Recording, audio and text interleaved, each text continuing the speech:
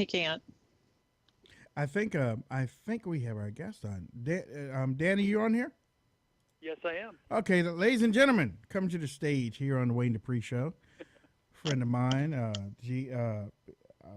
when I was stationed out in Las Vegas, when I was at Nellis Air Force Base, I just love Danny's dad because he, no matter how many times the NCAA thought that they had him, they couldn't get him. They couldn't get him. I mean, and in the end, his dad beat the unbeatable NCAA. But I'm glad to have on Danny Tarkanian, who is running for Congress. And it looks like, you kind of look like you got a little force wind coming out of D.C. with that, Danny. That's funny because I've never had a force wind beyond my back in the past. I ran in some races before, and every single time I had to beat the establishment, better funded candidate in the primaries, and then I do that, and then I get completely beat up by negative TV ads, and I'm broke, fighting them off. And then I get to the general election, I got to fight the same type of Democrat that's got the whole party behind him and so forth. This will be the first race I've ever been in that I should get through the primary without having to get beat up with these false and deceptive ads and still have most of my money in my bank account. And I will be running in a district that I had ran in 2016 and lost by 1% in the closest race any GOP candidate had in Nevada that was in a contested race. The reason why Nevada did so bad in 2016 was we were the only state that almost the entire GOP came out against candidate Trump. Our governor did, our senator, which is that I was running against originally, Dean Heller, was a never Trumper. Our Senate candidate Joe Heck came out against Trump, as did Crescent Hardy, our congressman. I was the only person who came out and said, no, we got to get Trump in office. Hillary Clinton would be a disaster. And what happened was the entire GOP voters, they didn't come out and vote, and the entire ticket lost. Hey, Danny, this is Stacy Rush with the Wayne Dupree Show. We really do appreciate you coming off. And so let me ask you this. I know you've run before, and I know how difficult it can be, especially in these political times, as we're seeing even tonight with the attacks on Donald Trump and the raid of his personal attorney. So what makes you want to continue this fight and to continue to get to D.C.? Well, as Wayne mentioned about my father was a rebel, not just by the team he coached, but the way he felt. He always felt that you need to stand up and fight for justice, and if there's injustices out there, you got to go after them and not back down. He took the poor inner city kids that no one other schools would touch, and he took them, and he fought the NCAA and the bigger schools against them. And that's the way I feel. There's a lot of injustice going on in Washington, D.C. The swamp is out there just destroying good, hardworking, middle-class Americans. We need somebody in Washington, D.C. that will stand up to the swamp, that won't back down, that has the courage to fight back, even take some losses like I've had, but come back stronger and tougher than ever. And that's the kind of person I am. That's the way I was raised, and I believe that's the kind of person you want in Washington, D.C. Well, thank you, Mr. Tarkanian, for coming on the program. I'm Hutch Bailey Jr. out of Pittsburgh. Getting ready for the show, you have quite an impressive academic and sports background. Very impressed with that. You were a Rhodes Scholar and everything. Go ahead. No, I was just going to say I had two great parents. One was primarily focused in sports, and the other one very much into education. I give them all the credit. All right. Well, I'd like to talk about a specific race, the 2004 state Senate race. You actually did something that I haven't seen anybody do, and I've wanted them to do it so many times when they were slandered. You were running up against a guy named Michael Schneider, and he put all kinds of just salacious accusations against you. And what did you do? I sued him for defamation. I won the first defamation lawsuit by a politician in Nevada's history. And then in this past race, in 2016, the one I lost by 1%, I lost to the lady who's running for the Senate right now. She used exactly the same language as Snyder used, virtually verbatim, the words. And I sent her what they call a cease and desist letter to take down the ad. She wouldn't, so I sued her for defamation. And she tried to get the case dismissed, and the judge denied it, saying that Her statements were almost identical to what she said, what was already proven defamatory. She knew about that lawsuit, so we could show malice, and I had a likelihood of success on the merits. So I not only did it once, but I fought back. But again, that's the way I was raised. If there's an injustice, you need to fight back from it. It cost me a lot of money to file that lawsuit, more than I received. The attorneys cost me more than that, but it was the right thing to do. You know, Danny, we interviewed Melissa Mortensen last week on the show, and she contends that with a history of losing, that you probably don't have a chance. I wanted to. Well, first of all, who's that? Who are you referring to? Yeah, okay. No, I mean, I don't think this person's ever ran in a race that I'm aware of before, let alone win a primary. There's only one other candidate in this race that's won a primary. That was savage, in though. a federal race, and that was Annette Tejero, but I don't think you're referring to her. Okay. All right. That was kind of savage. You kind of like threw me off with that one. Okay. But okay, so moving on. No, look. Dean Heller did this stuff. She has the same consultant as Dean Heller. They call him Sleazy Slanker because all he does is make up salacious, again, deceitful and defamatory statements about their opponents. And they have more money, so they run them and they spend them. This is the way they work. You talk about the races I've been in. I beat in the primaries. I beat who is now, first of all, I beat the Clark County Republican chair in one race. In the next race, I beat the current Secretary of State and the current treasurer. These are all in primaries. Then the next race, I beat the majority leader in the state Senate. I beat all of these people, and they have more money than me, and I beat them bad in the primaries. And as I mentioned, I get into a general election in districts that are substantially more Democrat. As the first person who asked me about the 2004 race, that district was 18.5% more Democrats, and I lost by 7%. So I made up 11.5% of the voter registration. I've done very well in these races, unlike the person that you were referring to, who's never had she's never been in a race before, never had the courage to go up and fight these people. So let's say that you get the DC. They are spinning out of control, Danny. I mean Absolutely.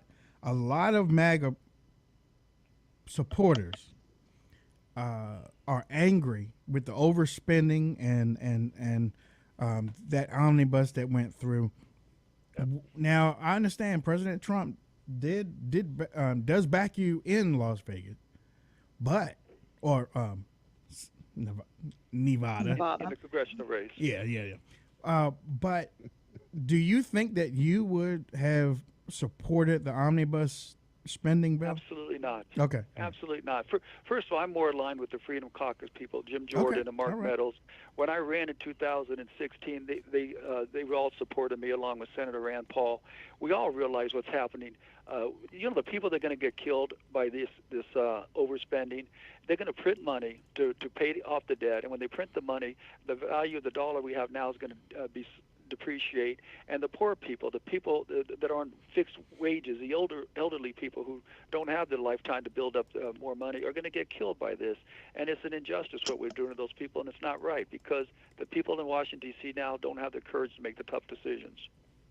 I agree. They don't. And one of the things that concerns me, Danny, is, with the news that's just come out of Trump's personal attorney being raided, what the typical MO for most Republicans in the House and in the Senate is to bail their support on President Trump.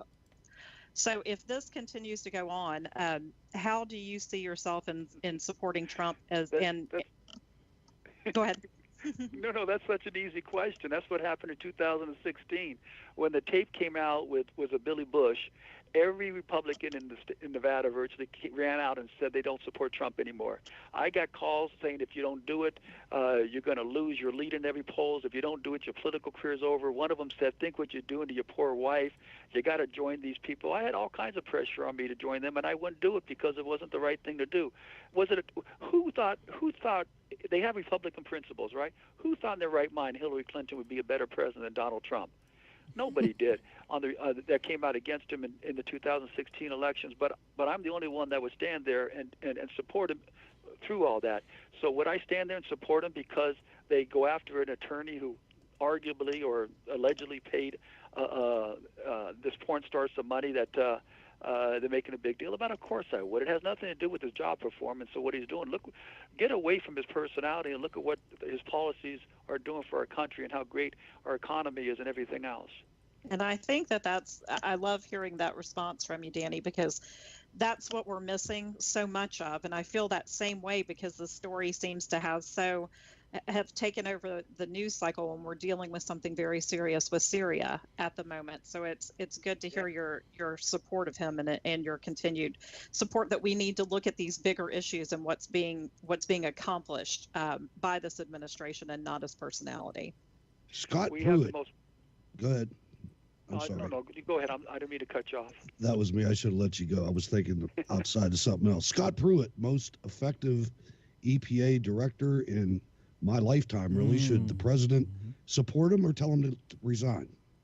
The president should tell him he should be more careful on how he's spending money and what he's doing to cause these controversies, but support him in his position because of what he's doing in his performance at the head of the EPA.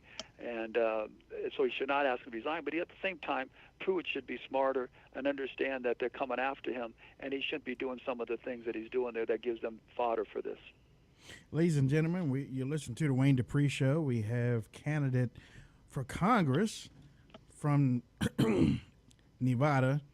I'm sorry, Danny. I'm on pins and needles with saying that word because I don't even know how to say it now. That's because the other person is who is not from Nevada, wants to make everybody think she knows the state so well, so she corrects everybody. Yes, she does. Oh my God, boy, he's sitting him up there, boy. Okay, That's what I love about I know. awesome. He's good. Yeah. That was a Danny, we need to have you teach some straight shooting answers to your Republican brethren out there because they're not quite as good at it. Oh yeah, I mean, you know one thing you learned from Trump, you may not like the way he talks and acts to people, but boy, he can fight back, and you're fighting in a cesspool back there trying to get things done or even get elected. This Syria thing is really got President Trump in I'm not going to say has him in a pickle, but he is really, I don't know, Lindsey Graham and John McCain and a couple of their cohorts are really pushing President Trump to annihilate Syria after this chemical, I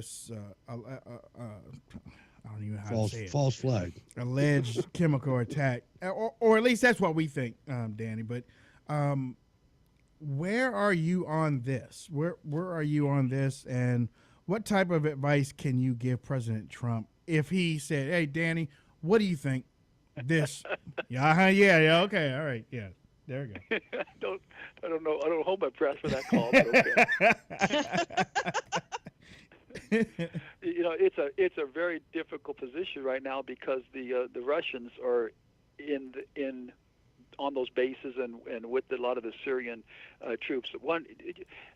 I am very much against sending our military overseas and putting our officers and military people at risk unless there's a serious threat of imminent danger to us or one of our top allies. But on the other hand, President Trump, as with President Obama, has drawn basically a line in the sand and told Syria, you can't be doing this, and if you do, there's going to be ramifications. So he has to do something. The thing he can't do is he can't be bombing places and also killing Russian soldiers there, or this can really escalate into a very dangerous situation. But he's got to do something.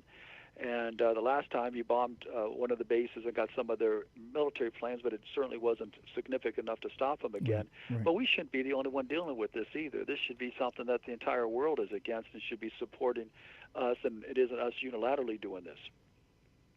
I could not agree more, and that sounds like actually sound advice.